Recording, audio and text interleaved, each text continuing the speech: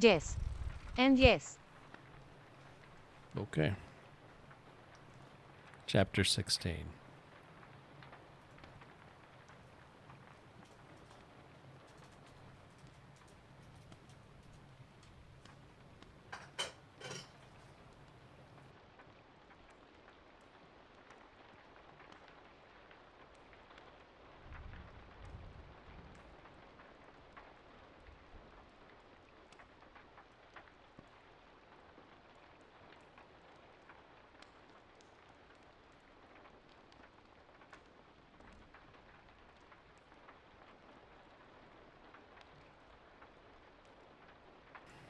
Okay.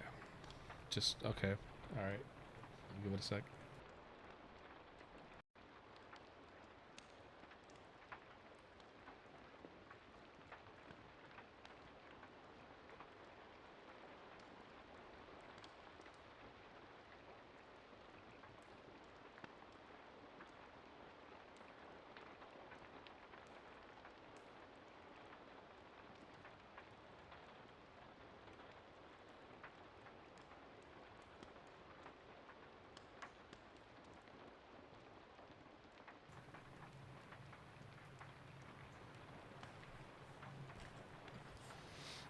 Chapter 16.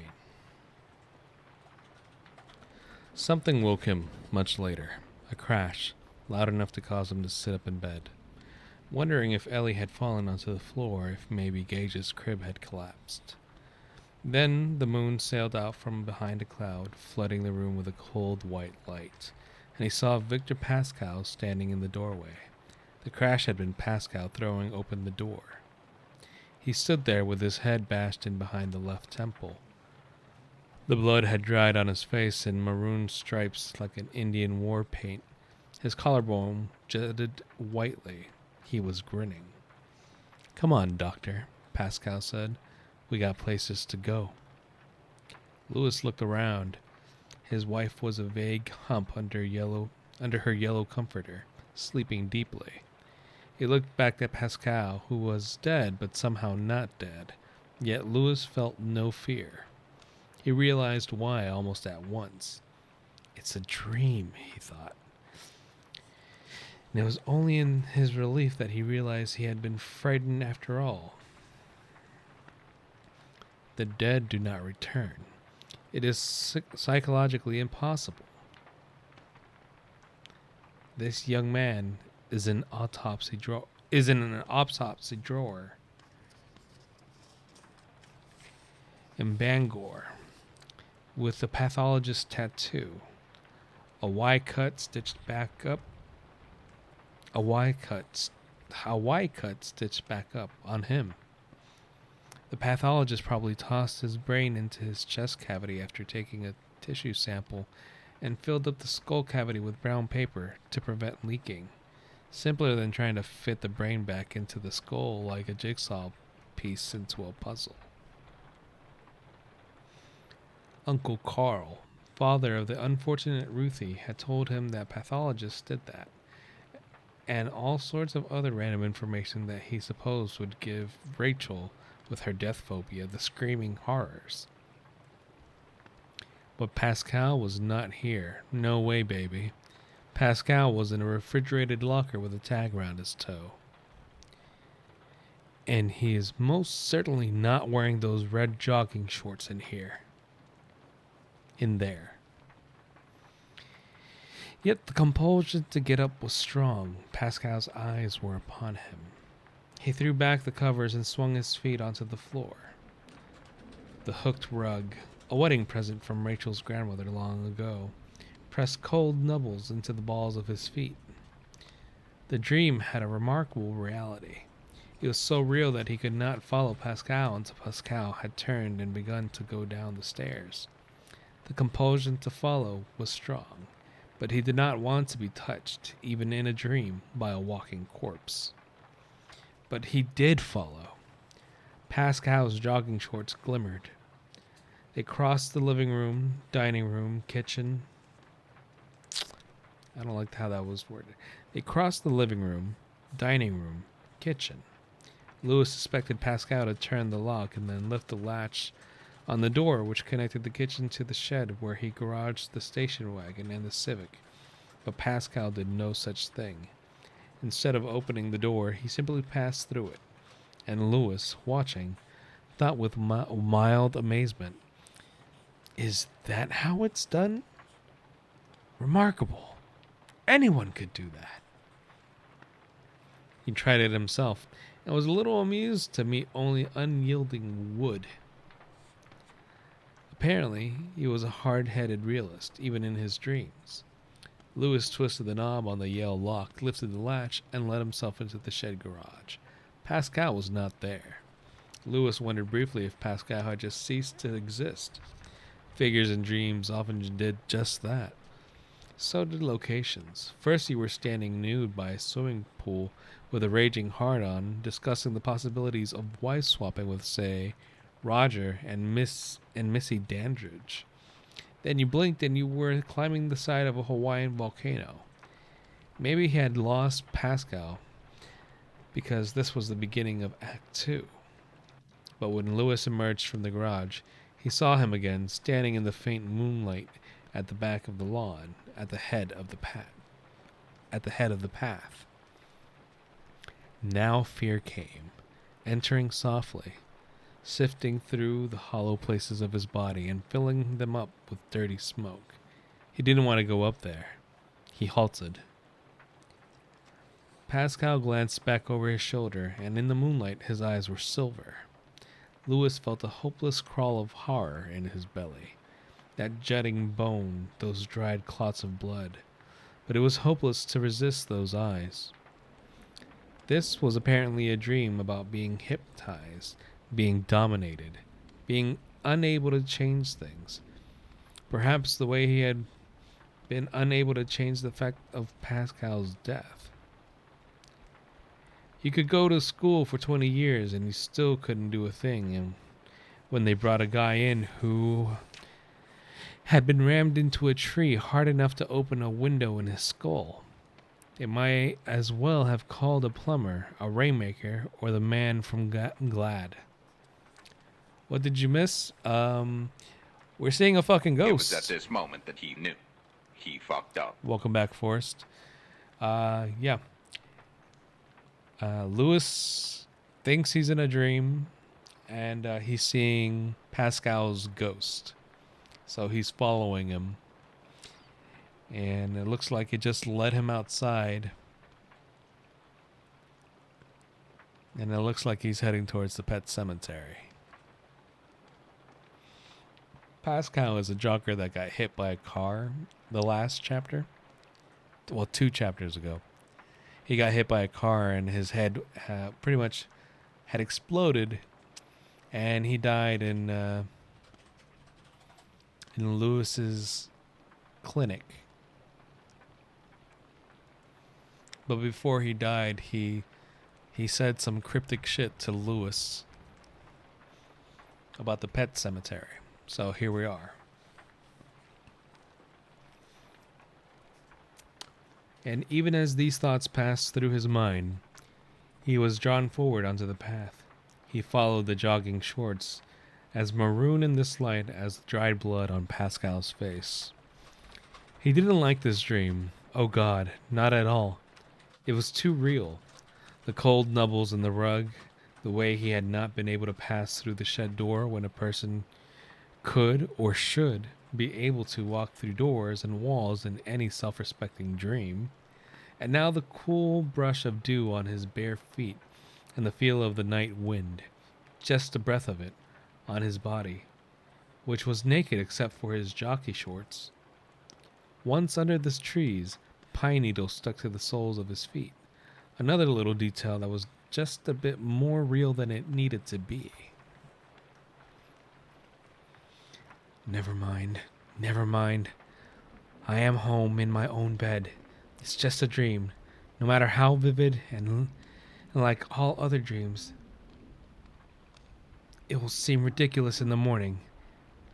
My waking mind will discover its inconsistencies. That's right, Timmy. Hold on a sec. A minute.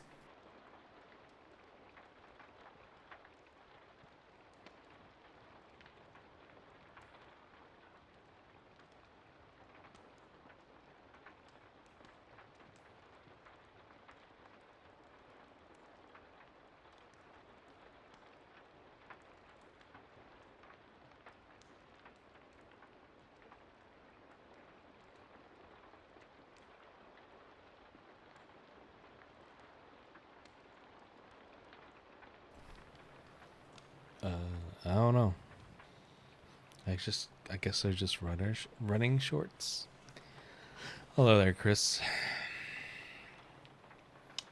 The small branch of a dead tree poked his bicep rudely, and he winced.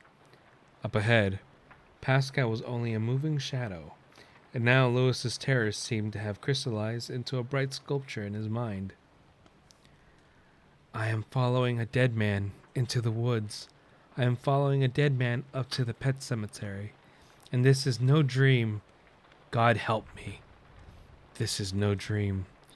This is happening.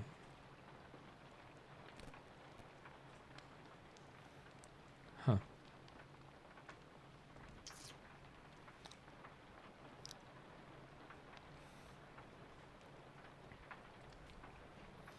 They walked down the far side of the wooded hill. The path curved in lazy S shapes between the trees and then plunged into the underbrush. No boots now.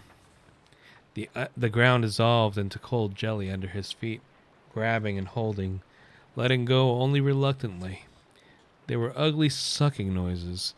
He could feel the mud oozing between his toes, trying to separate them.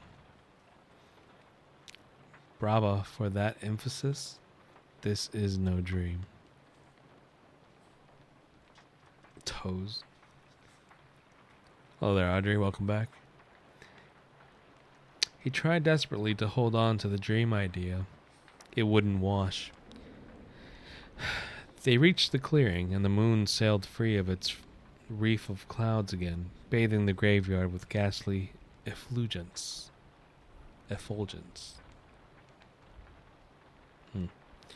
The leaning markers, bits of board and tin cans that had been cut with a father's tin snips and then hammered into rude squares, chipped chunks of shale and slate, stood out with three-dimensional clarity, casting shadows perfectly black and defined.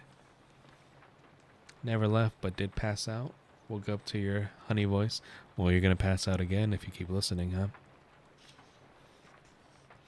Pascal stopped near Smucky the cat. He was obedient, and turned back towards Lewis. The horror, the terror. He felt these things would grow in him until his body blew apart under their soft yet impeccable pressure. Pascal was grinning. His bloody lips were wrinkled back from his teeth, and his healthy road crew tan in the moon's bony light had become overlaid with the white of a corpse about to be sewn into its winding shroud. He lifted one arm and pointed. Lewis looked in that direction and moaned. His eyes grew wide, and he crammed his knuckles against his mouth.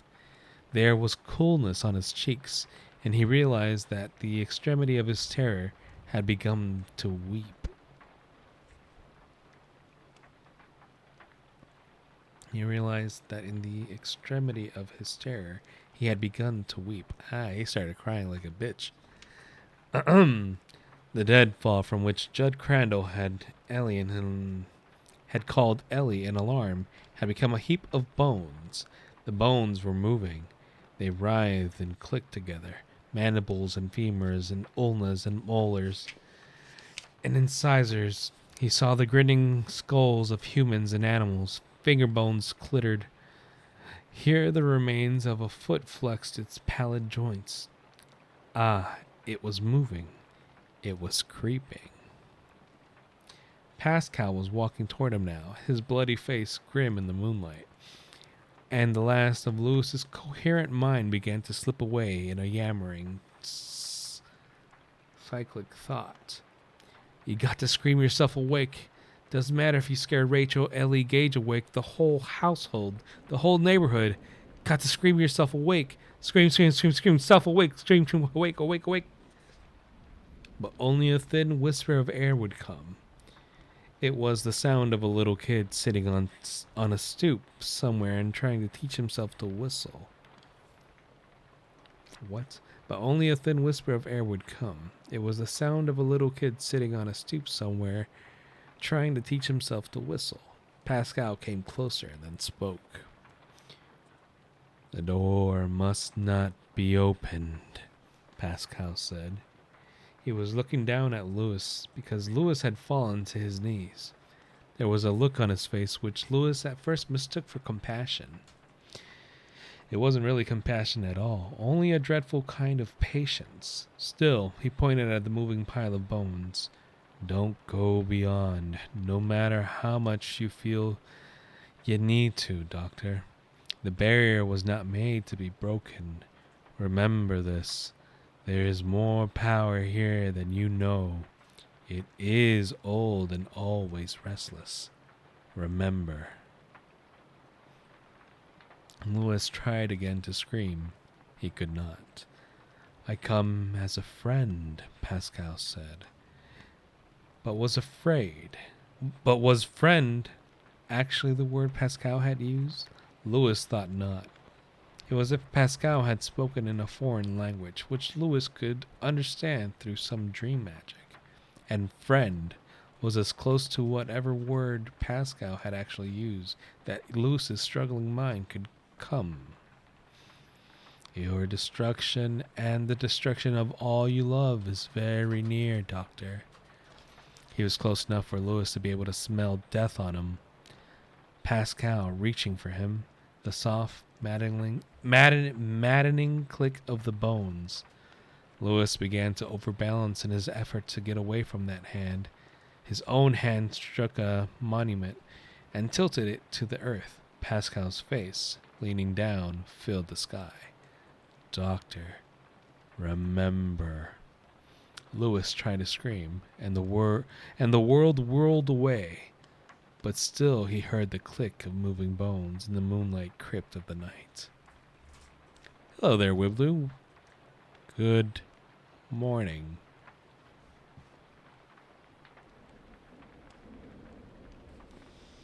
Remember who you are, Simba. Chosen one.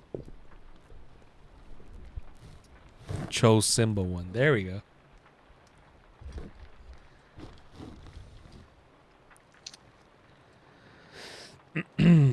Chapter 17. It takes the average human 7 minutes to go to sleep, but according to Hans' human physiology, it takes the same average human 15 to 20 minutes to wake up. It's as if sleep is a pool from which emerging is more difficult than entering. When the sleeper wakes, he or she comes up by degrees, from deep sleep to light sleep, to what is sometimes called waking sleep, a state in which the sleeper can hear sounds and will even respond to questions without being aware of it later, except perhaps as fragments of a dream.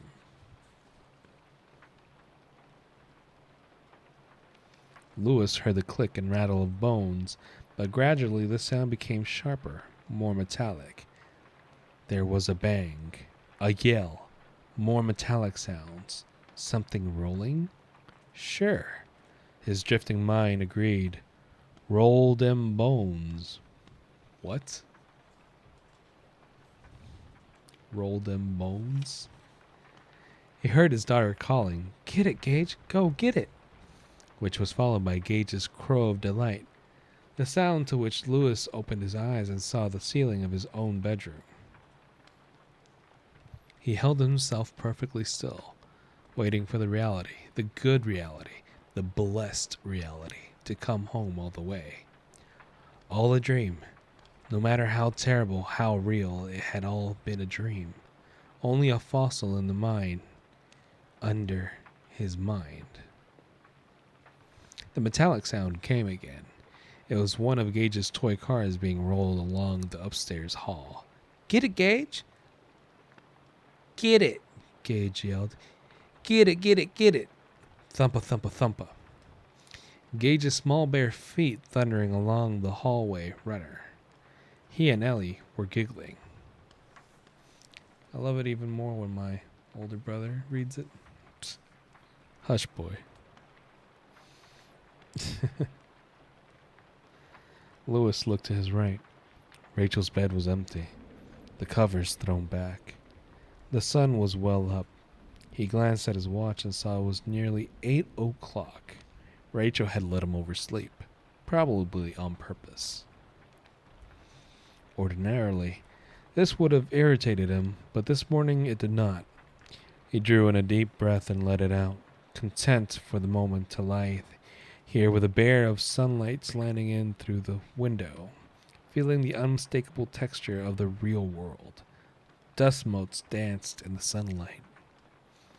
Rachel called upstairs. Better come down and get your snack and go out for the bus, Elle. Okay, the louder clack clack of her feet. Here's your car, Gage. I gotta go to school. Gage began to yell indignantly, although it was garbled, the only clear words being Gage, car, get it, and Ellie, bus. His text seemed clear enough. Ellie should stay. Public education could go hang for the day. Rachel's voice again. Give your dad a shake before you come down, Elle. Ellie came in, her hair done up in a ponytail, wearing her red dress. Red dress? This is a child, right? He keeps looking at her weirdly. It's like, oh my gosh, she's so beautiful. Looks like my wife. Yeah, okay, dude. Relax. I'm awake, babe, he said. Go on and get your bus. Okay, Daddy. She came over, kissed his slightly scruffy cheek, and bolted for the stairs. Red dress for the aesthetic. The dream was beginning to fade, to lose its coherence. A damn good thing, too. Gage, he yelled. Come give your dad a kiss. Gage ignored this, savage.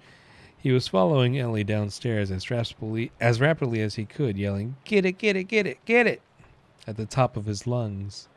Lewis caught just a glimpse of the sturdy little kid's body, clad only in diapers and rubber pants. There's nothing wrong with her wearing a red dress. I bet he just saw it differently. It's like, oh wow, she's so beautiful in that red dress. Sniffs hair. Rachel called up again. Louis, was that you? You awake? Yeah, he said, sitting up. Told you he was, Ellie called. I'm going. Bye. The slam of the front door and Gage's outraged bellow punctuated this. One egg or two, Rachel called. Louis pushed back the blankets and swung his feet onto the nubs of the hooked rug, ready to tell her he'd skip the eggs, just a bowl of cereal, and he'd run. The words died in his throat. His feet were filthy with dirt and pine needles. His heart leaped up into his throat like a crazy jack-in-the-box, moving fast, eyes bulging, teeth clamped, unfeeling of his tongue. He kicked the covers all the way back. The foot of his bed was littered with needles. The sheets were mucky and dirty. Louis? He saw a few errant pine needles on his knees, and suddenly he looked at his right arm. There was a scratch there on top of the bicep. A fresh scratch, exactly where the dead branch had poked him, in the dream. I'm going to scream. I can feel it.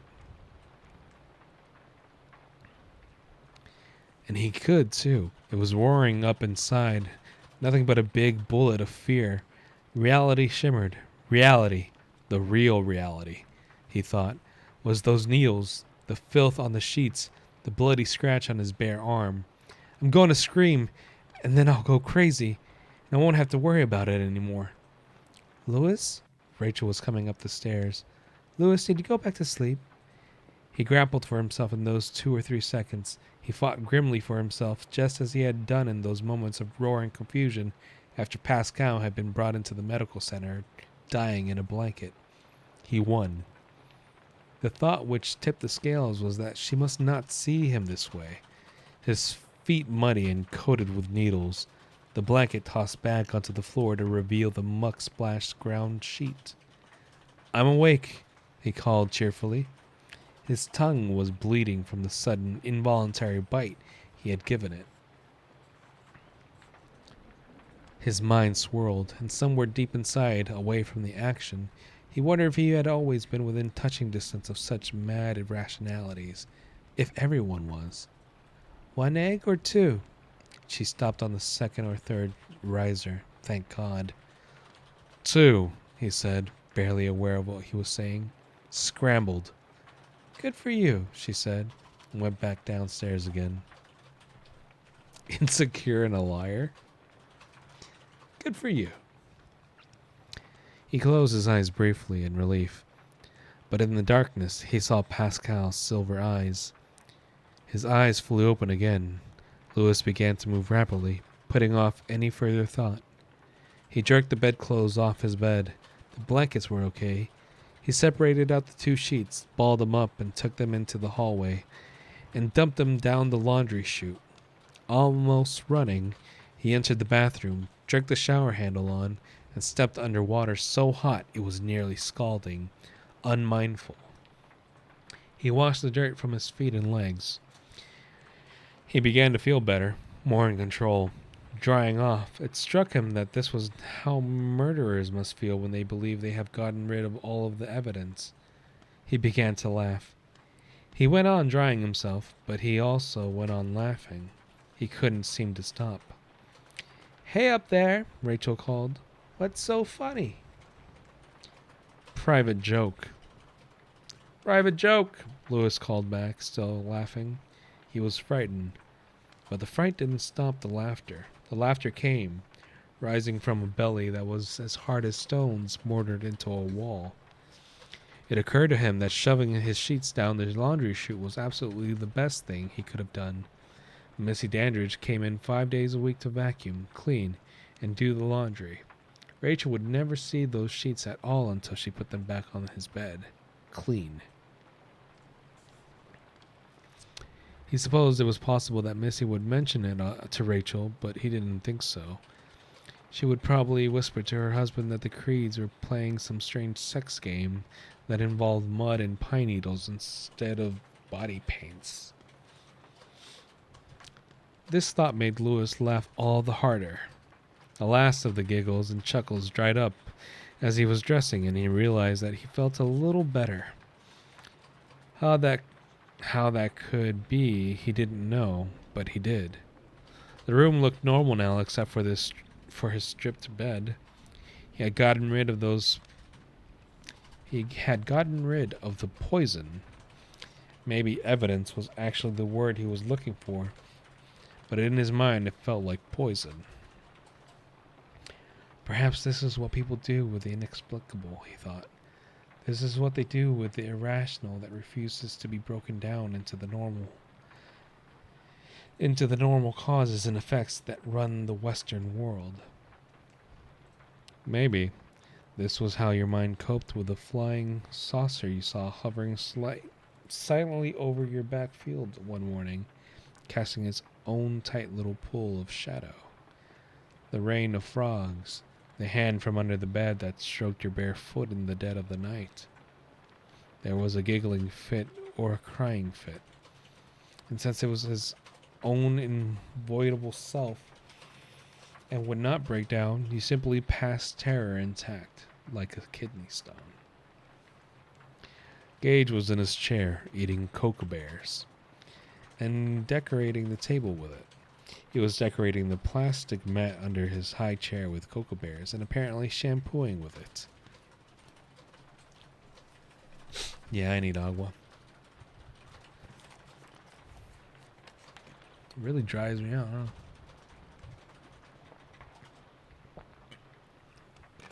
Ah! And water doesn't seem to help.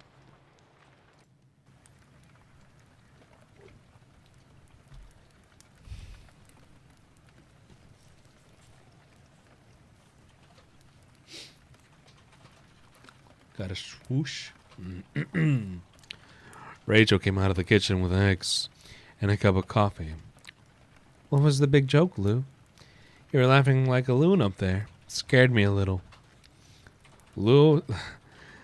Lewis opened his mouth with no idea what he was going to say, and what came out was a joke he had heard the week before at the corner market down the road. Something about a Jewish tailor who bought a parrot whose only line was, "Ariel Sharon jerks off."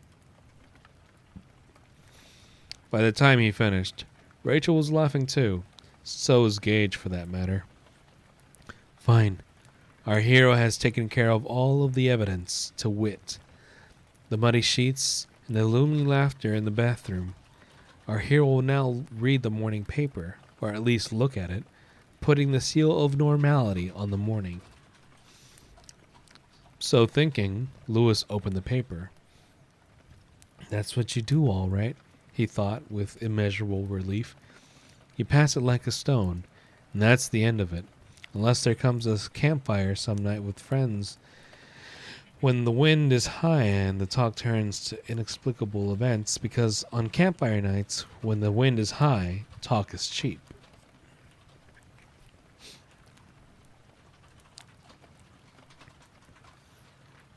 He ate his eggs. He kissed Rachel and Gage. He glanced at the square white painted laundry cabinet at the foot of the chute only as he left. Everything was okay. It was another knockout of a morning. Late summer showed every sign of just going on forever, and everything was okay. He glanced at the path as he backed the car out of the garage, but that was okay too. Never turned a hair. You passed it like a stone. Everything was okay until he had gotten 10 miles down the road, and then the shakes hit him so hard that he had to pull off Route 2 and into the morning deserted parking lot of Sing's, the Chinese restaurant not far from the Eastern Maine Medical Center, where Pascal's body would have been taken. The EMMC, that is, not Sing's. Vic Pascal was never going to eat another helping of Moo Goo Gai Pan. Haha. The shakes twisted his body, ripped at it, had their way with it. Lewis felt helpless and terrified. Not terrified of anything supernatural. Not in this bright sunshine, but simply terrified of the possibility that he might be losing his mind. It felt as if a long, invisible wire was being twirled through his head. "No more," he said. "Please, no more." He fumbled for the radio and got Joan Baez singing about diamonds and rust. Her sweet, cool voice soothed him, and by the time he had finished, Lewis felt that he could drive on. When he got to the medical center, he called hello to Charlton and then ducked into the bathroom, believing that he must look like hell. Not so. It was a little hollow under the eyes, but not even Rachel had noticed that. He slapped some cold water on his face, dried off, combed his hair, and went into his office. Steve Masterton and the Indian Dr. Surendra Hardu were in there, drinking coffee and continuing to go over the front file. "Morning, Lou," Steve said. "Morning." "Let's hope it's not like last morning," Hardu said. "That's right. You missed all the excitement."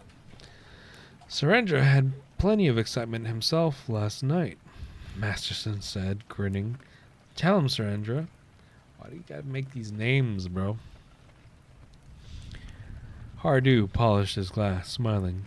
"Two boys bringing their lady friend around 1 o'clock in the morning," he said. "She is very happily drunk, celebrating the return to university. You understand. She has cut one thigh quite badly, and I tell her it will be at least 4 stitches, no scar. Stitch away, she tells me, and so I do, bending over like this." Hardu demonstrated, slamming over an invisible thigh. Lewis began to grin, sensing what was coming. "And I am suturing. She vomits on my head." Masterson broke up. So did Lewis. Hardu smiled calmly, as if this had happened to him thousands of times in thousands of lives. "Surendra, How long have you been on duty? Lewis asked when the laughter died. Since midnight, Hardu said. I am just leaving, but I wanted to stay long enough to say hello again. Well, hello, Lewis said, shaking his small brown hand. Now go home and go to sleep. We're almost through with the front file, Masterson said. Say hallelujah, Surendra.